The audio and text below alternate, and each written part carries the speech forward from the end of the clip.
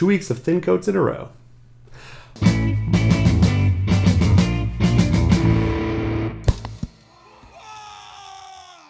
Welcome, ladies and gentlemen, to another Glacial Geek Deep Thoughts Thin Coats with me, Phil the Glacial Geek. Today, I am coming to you yet again from the Geek Lair, the Glare here in Savannah, Georgia, where I am going to be doing some thin coats yet again, which is very fantastic. I finally got to do some painting. It had been over 2 months since I had painted a model, and I finally got some painted models, got some much needed reinforcements for my Death Watch, so you can check out those models that I've painted up there on my Facebook page. On the Facebook page, you want to check them out. Mostly just Bolter Bros. I think it was like 4 Bolter Bros, one guy with a stalker pattern bolt gun, and then a Watchmaster, which is nice new HQ for me to use. But much needed reinforcements. I haven't had enough HQs to choose from, and I didn't have enough bodies on the field. I was severely hurting because of lack of bodies on the field. So it was nice to get some reinforcements that don't cost 49 points because I've got a frag cannon with them. So finally, just some regular bolter guys, which would be really nice. So that's on the train for painting here. And today I'm actually just going to be doing some priming of some models. So I've got some Hellblasters that I'd gotten them fully assembled, so I didn't do them in the pieces. And then I'm also going to be doing a Terminator in a Terminator Librarian, and then a Codexes, Calidus Assassin. So those are the ones I'm going to be priming today. Get some more reinforcements, some variety, I guess. Well, these aren't really variety, but just need some more of them because they're really cool. I haven't figured out if I'm going to be doing them in Death Watch or if I'm going to be doing more Dark Angels ones. I need some Dark Angels ones, so we'll see what happens. But it'd be kind of cool to do some Inquisition Primaris Marines as well. Get them in there fighting off some aliens. But yeah, so that's what I'm going to be working on today. As for what we're going to be talking about, I'm actually going to be talking about what makes a good codex and kind of what goes into a good codex. What do you need to have in a codex for it to be good, and what makes a bad codex as well will be part of the conversation. But before we get into any of that, I do want to send a thank you to all of my patrons from the Patreon that have been supporting the channel. It's really been a fantastic response and a lot of support out there, and I'm really thankful for all of you for everything that you've done. Every little bit that you send my way is extremely helpful, and some of you sent way more than just a little bit, so all of it is much appreciated. Having the new equipment that I've had, the new audio from the microphone, the new computer to do the editing, it's really opened up a lot of different avenues for the channel, and I'm really thankful for that, and hope to keep expanding on the channel. I mean, the first new kind of series that I've got, the Jenkins series, is out there. And the whole series is actually up on the Patreon feed, so if you're a patron, head on over there, check it out. And if you're not, you can head on over, pledge as little as $1, get access to the Patreon feed, and you can see the videos early. So the entire 9-episode series of Jenkins is up there for all the patrons to see, and they'll be coming out week for week for everyone on YouTube if you just want to wait, but it's there if you want to check it out and become a patron. There's a lot of cool things. A Discord channel that we've got through the Patreon is really good. Great conversations, great guys over there talking, and it's a lot of fun. So come on, join the Woo crew and and help along with the channel and keep it growing. All right, so let's get into the meat of the matter today. So today we are going to be talking about what makes a good codex, because there's a lot of people that complain about different codexes, that they're not good, that a codex is not even just not good, but a lot of people complain about them not being powerful enough, or that a codex is too powerful.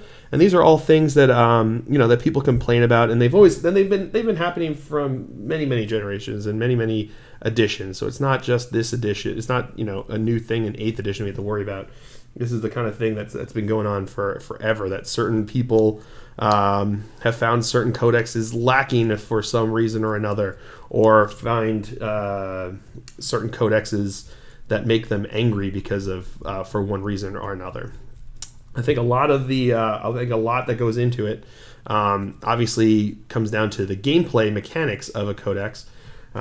If they're not good on the table, it's going to make people angry because they put in a lot of time and effort into making the models, buying the models, put a lot of money into it, building the models, time and effort, and then painting the models. And there's certain people that put in even more than the average bear at modeling. So You know, when they put in a lot of effort and they commit a lot of time and money and work to making an army, they want that army to at least perform well on the table. They don't have to be, you know, not everyone's looking to become LVO champions or become grandmasters or anything like that, but they want to be able to get go in there on a, you know, go to the local gaming store on a Thursday night and be able to hold their own. You know, they don't want to be stomped and destroyed in one round, because at the end of the day, you know, even if you're not looking to be a power gamer, you still want to be able to have fun and have a game. Because if you're just getting stomped every time and you can't go out there and do anything, I mean, what's the point of going through all that effort if it's not going to work out for you? You know what I mean? And I think that makes a big difference when you're talking about different, you know, when you're talking about how a different codex works. If it doesn't work, if it leaves them wanting, then you left with people who are very unhappy with their army, and with that becomes people that then become very unhappy with the hobby. So I think we've all seen those, the codexes that come out that leave us wanting more. Either it feels underpowered, or it just doesn't feel right for the army. A lot of things missing, and there's always people that want more and more and more. And some people will never be happy unless they just have a stratagem that says pay 3 command points and instantly win this game. But there are other people who have concerns about the way a codex is made, the way a codex is put together, and how it becomes how the game mechanics of that codex stack up against other armies. Because there's a lot that goes into making a balanced codex, as opposed to just throwing a bunch of numbers at random onto a sheet for each of the different models that an army contains. So I think that when it comes down to it, there's a lot that goes into it, and there's a lot that needs to be considered, and all of them add up to whether or not people will be happy with a codex, or people will be happy with with a specific edition. To be honest, I think there have been times when entire editions kind of are lacking because of just the way things work out, the way things balance, and it leaves people wanting more, and in so doing, wanting more, it leaves them with a situation where it's where they have a choice now of, do I keep playing with this even though it's just frustrating, or do I just move on? And a lot of people move on, and you lose people. I think we saw a lot of that in 7th edition. There were a lot of people that just weren't happy with the way that 7th edition was going, the way the different codexes were going. There was issues with codex creep, where each new codex suddenly became the new hotness and the new army to be. And in so doing, it meant that a lot of armies got left behind, especially some of the earlier ones that came out with 7th edition. The Orc ones came out right after 7th edition came out, and then were left behind in the dust as a lot of more powerful formations and things like that started to come out in 7th edition. So yeah, there's a lot that goes into making a good codex. I think that playability is key. That's the first key point, is that is the army as a whole able to be played and able to be competitive in the game set as it is. I'm not saying that every single codex needs to be of a caliber that's going to win you the LVO. Not every single thing is about just winning. But if you have a codex that's just woefully underpowered, is woefully undersupported, and just isn't able to be played properly on a game, then you're going to end up in trouble. You're going to end up with a player base of people with models that they've spent a lot of time, money, and effort in doing, and they're not going to be happy with it. And when that happens, people start to grumble, and I think that people only give you so much chances before they decide to move on with their time and money and effort. So with that in mind, what makes a good playable army? So you need to have units that are go-to units. You need to have units in an army that pretty much everyone wants to run.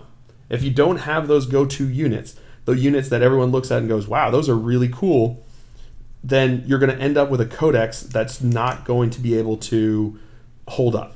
That's not going to capture people's imagination. It's not going to be able to capture the kind of strategy that really becomes important when building lists, and then end up when you're playing games. For instance, the 7th edition codex of the Dark Angels had the Black Knights and the Raven Wings. They made a very big impact on the game. I think in 6th edition that Terminators were better than the Ravenwing, but 7th edition it was definitely the Ravenwing. And I think that the 7th edition Codex for the Dark Angels was actually pretty decent. I actually enjoyed it. I like Terminators. I didn't get to play them as much as I would have liked to because of the way that their power levels worked out with each other and with the rest of the game. But there were still units in that army that I was happy with. So when I would go into a competitive situation, I could bring my Black Knights and be very happy with how they performed, and I could be very happy with the kind of army that I could build, with the units that were in there.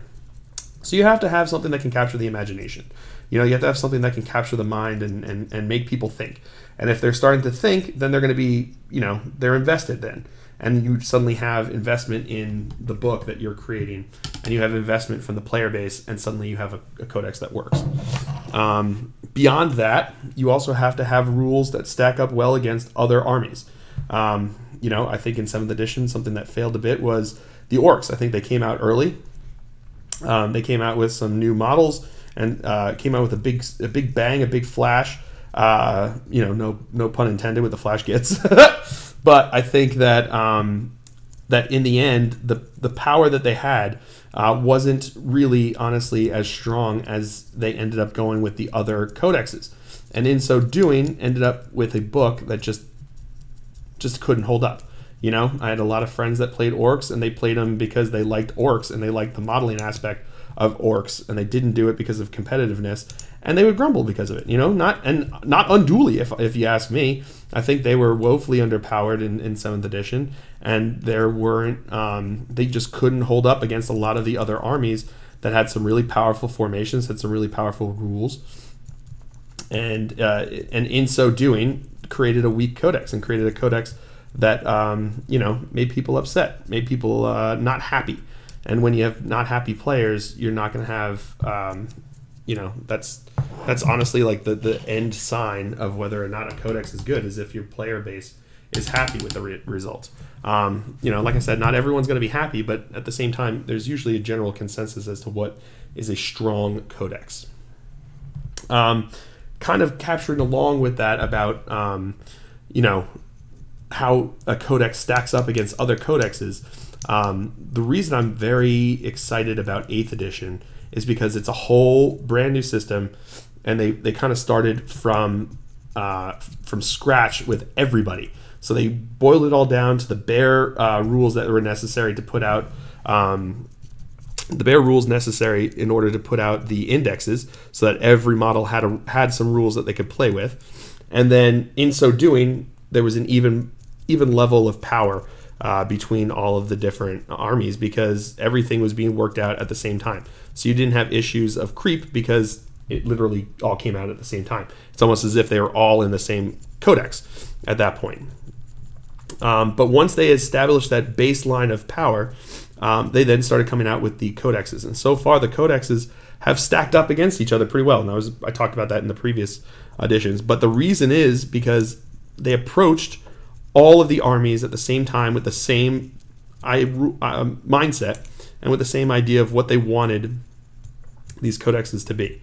I think in 7th edition you saw a lot of like a lot of mishmash, that different armies came out with their different codexes at different times as they came out, and each army wasn't really thought about and considered as a whole within the entire concept of Warhammer. They were only thought of within themselves. So you ended up with some fun stuff, but then not really considering how well they performed against the previous codexes. You know what I mean? So once you eventually got down to the Eldar Codex coming out in 7th edition, it became so much more powerful than what you had in the earlier codexes. So what you had in the Tyranids, what you had in the Orcs. They just couldn't hold up to what the new codexes were doing. And I think at that point you're doing yourself a disservice, because each of these codexes aren't standalone. They're all part of a bigger whole, which is the game of Warhammer. And if they're all part of this bigger game of Warhammer, then they need to be thought of as just a piece of the puzzle. You know what I mean? And they need to be a puzzle. They all need to work together and fit together so that you have a generally competitive scene where it's not this isn't chess. This isn't exactly the same as each other. They all have their own flavor. They got all their own power. Certain armies are usually going to end up being stronger than others. Certain tactics are going to end up being stronger than others. But generally what you want is you want all the codexes to at least work together well enough that if you throw together two good players with two of the different armies, it doesn't matter what army it is, they should be able to compete against each other, and that's what it comes down to. And so far in 8th edition, it seems like they are doing that well. The codexes don't seem to be overpowered compared to each other. They seem to be balanced compared to each other. None of the armies seem to be overly wrought. They don't seem to be kind of stepping up the power with each new codex, which was always an issue with codex creep, with earlier editions, because they were trying to outdo each other. They were trying to make a better codex than the one before. And I think now the reason that since we have all of these codexes that are coming out kind of at the, generally at the same time, even though it's over the course of a year, I think that they're doing this, they're generally coming out at the same time, and they're comparing themselves to an index that all was pretty well balanced in and of itself. So if you have your baselines pretty balanced because they came out with the rules at the same time and play tested them and figured them out, then you end up creating a situation where your codexes that you develop are being built in the same mind frame as each other. So that just because the Space Marine came out first doesn't mean it was the Space Marines and then they thought about the next one and then they thought about the next one. What it is that the Space Marine is the one that came out first, but they all were kind of generally conceived, I imagine, at the same time. And then you have to put them together and build them separately in order to give yourself time to do it. But they all come from the same mindset, the same considerations to competitiveness, to balance, and to playability, which is exactly what you need to make a good codex. On top of all of this, the playability, generally that's what you're going to have people complain about most with a codex is the playability, the ability to match up against another army, whether they're generally on equal levels with each other, or if some people feel that their army is being left behind. You get people that are upset about that, and if you can't answer those questions, you're going to have an upset player base. But yeah, so gameplay is usually the key component to making a codex a deciding factor, whether you're going to get grumblings or not about a codex, or whether people are going to complain about a codex being too powerful. That's what they complain about. They complain about the game mechanics side of it. But I think another aspect of a good codex is strong narrative and fluff. That's something that I think 40K does better than any other game out there, is fluff and narrative. They've built this over 30 years now, and in so doing, they've created a very rich environment of narrative development. And as such, I think that a key component to a good codex versus a good rule book is good narrative and good fluff in there.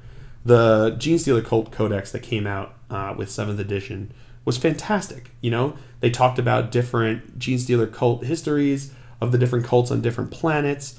They talked about the process by which a Genestealer cult develops. There's a lot to it, so that when you have your models in front of you, they're built, they're painted, they're not just plastic pieces at that point. They're part of a narrative. They're part of a story. Depending upon how you paint them, they tell a different story. And you start to build your own story based upon the mechanics and the story that they told within those codexes. And I think those stories that they tell in the codexes are strong and deliberately fun.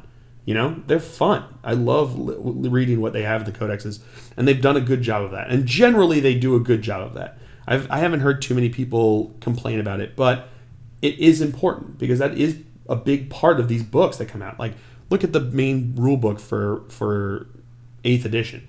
It's like yay thick, and it's got 12 pages of actual rules, and then you've got the games and the different missions and the deployments and things like that. But honestly, it's a small fraction of the actual book is rules. The rest is all like highly developed fluff and narrative that makes this game what it is.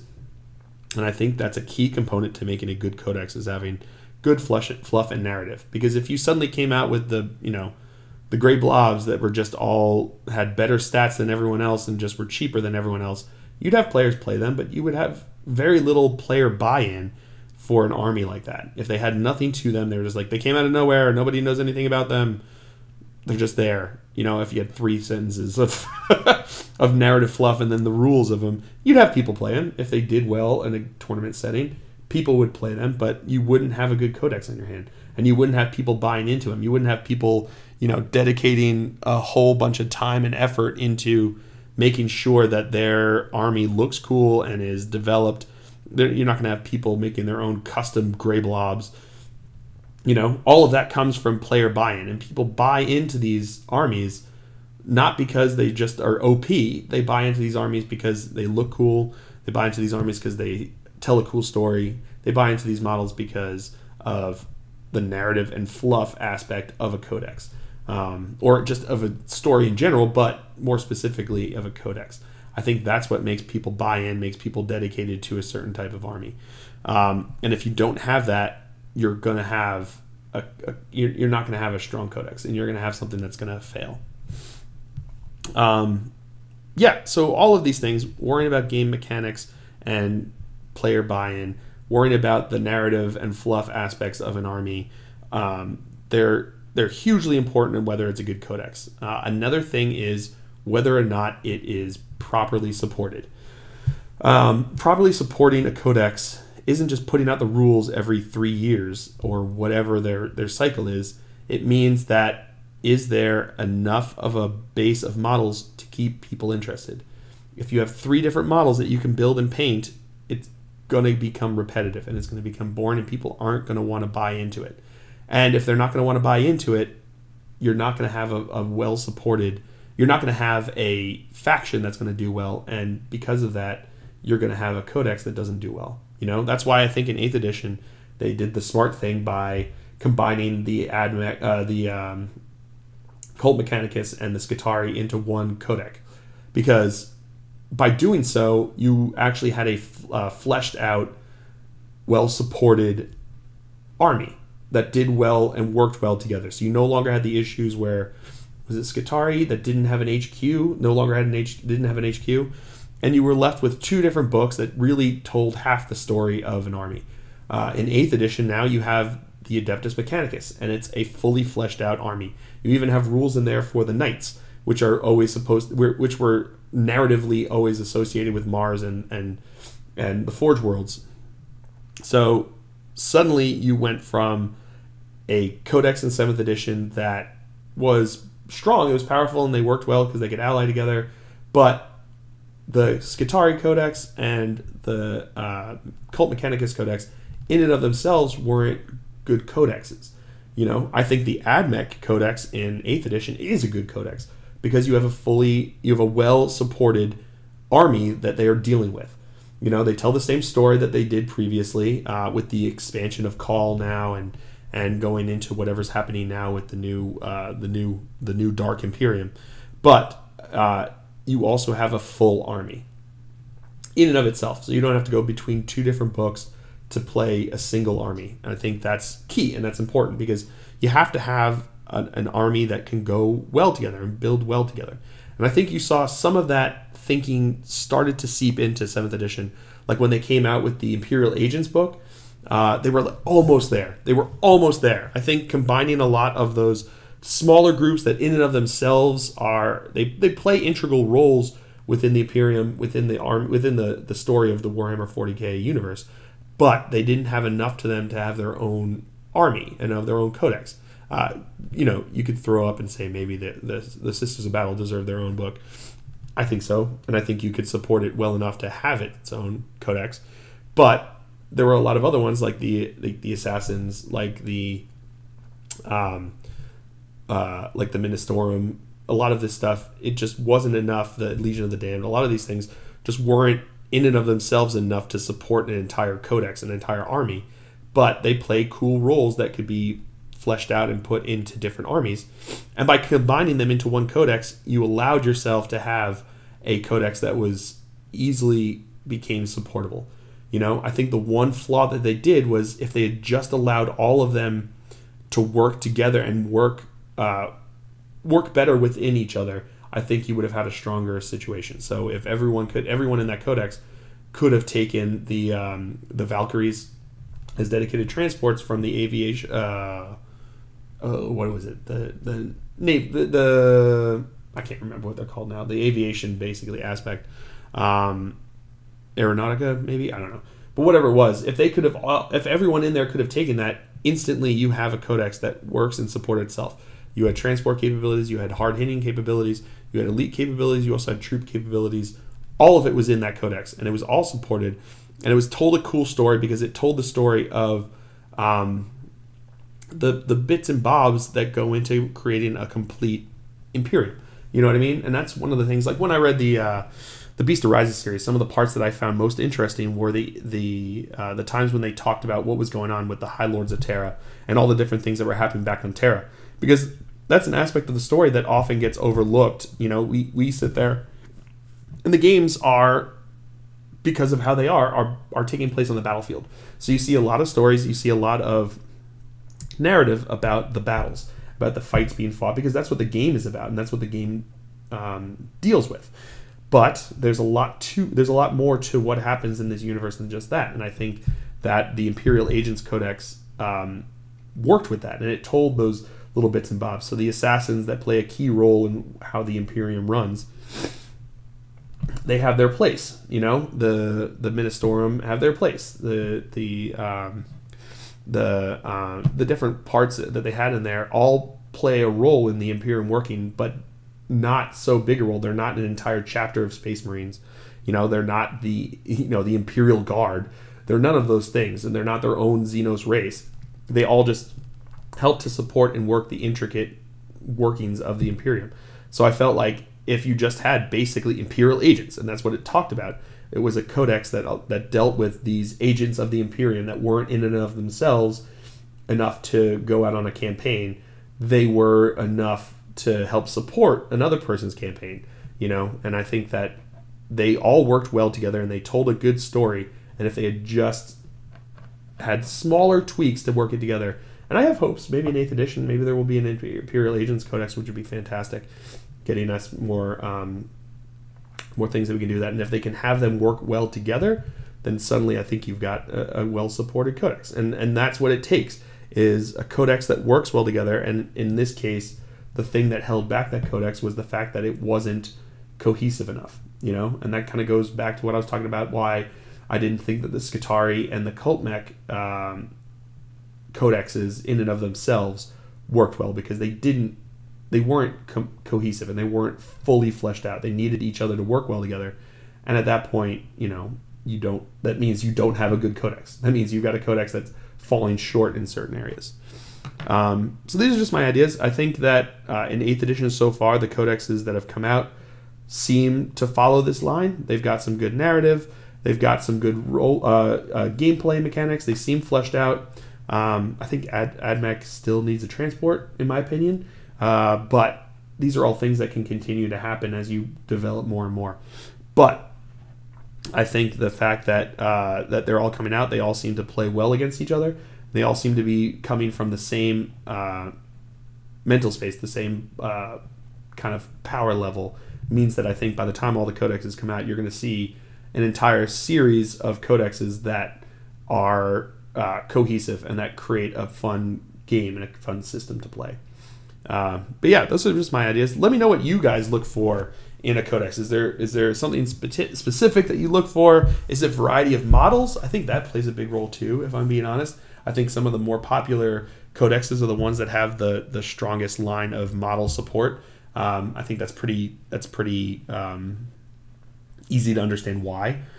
So I think that, you know, that's going to happen, and I think that you see people coming out with those, and I think you're going to have people being more happy with a codex that is fully supported with more line of miniatures. But what do you look for? Do you look for the narrative more so, the fluff aspect of a codex, or are you just flipping to the back page so you can see what point values and toughness values all the models are? You know, both of them I think are strong, and I think both of them are reasons for choosing an army. But I think if you want to have a system that works well together, that is both competitive and enjoyable, that you need to have a good balance of the two. Otherwise, you're going to be left short, and you're not going to have a happy player base. So let me know what's going on down in the comments below. Keep the conversation going. I really enjoy the comments that we've had. I like going back and forth and having disagreements and having agreements and coming to different understandings. A lot of you guys say different things that make me think about it differently, which is fun and interesting that way. The fact that it all of a sudden it may go, oh yeah, I hadn't even actually thought about that, and I enjoy that. I really do enjoy that. So so keep the conversation going down below. I thank you guys as always for watching. I hope you guys have enjoyed it. I certainly have. I have been Phil the Glacial Geek as always. And until next time, have fun.